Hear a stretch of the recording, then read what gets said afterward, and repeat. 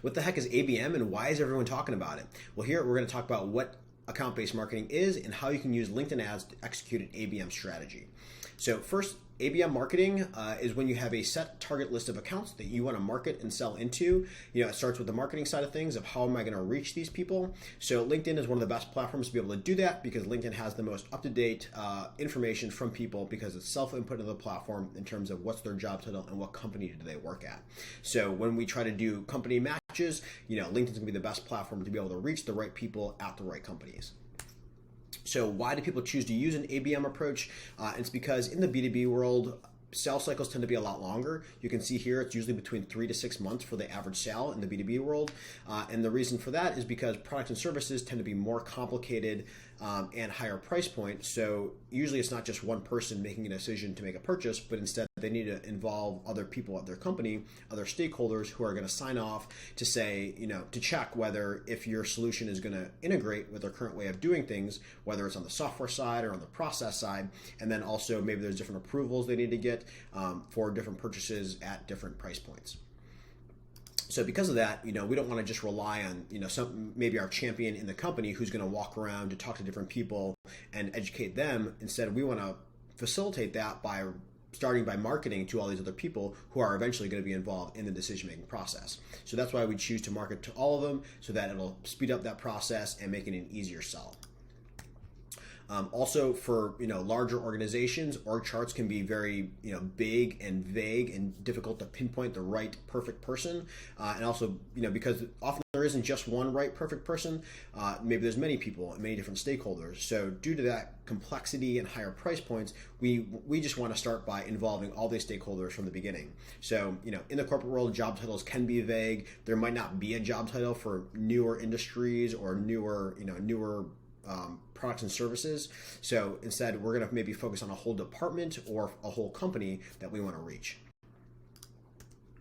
The ABM approach kind of flips the traditional marketing funnel on its head, where in the past, in traditional marketing, maybe like B2C marketing, you're just looking for the people that are going to see your marketing, click through your ad, go to your website. Those ones that are interested will, submit a form or maybe make a purchase. So you'll start to, funnel down to the people who are, most ready to purchase.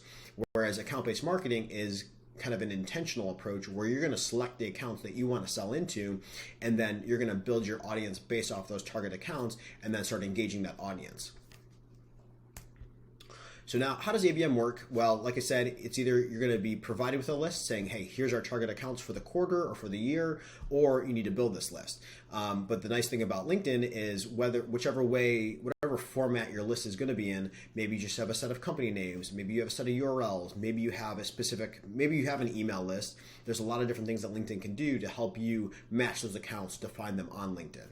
So, most platforms have contact match, so I can upload a list of email addresses to Facebook and we can target those specific people, but that doesn't give you an account-based marketing approach because I'm just going after individuals. The nice thing about LinkedIn is I can take an email list and I can upload that, and it's going to match all the email address domain names of their work emails to the companies that matches up with. So I can start building my targeting based on those companies. If you have a list of company names, you can do that and it'll match them. If you have a list of URLs, it'll do that. And then if you have a list of emails, it can do that as well.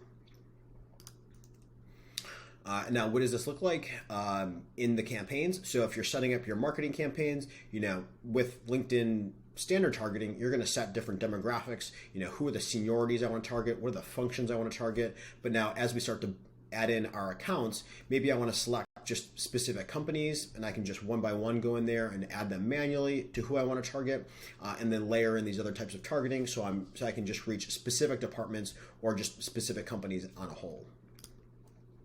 And then what makes this even more powerful is the different data integrations that LinkedIn offers, and these different other providers who will integrate with LinkedIn to help push lists back and forth.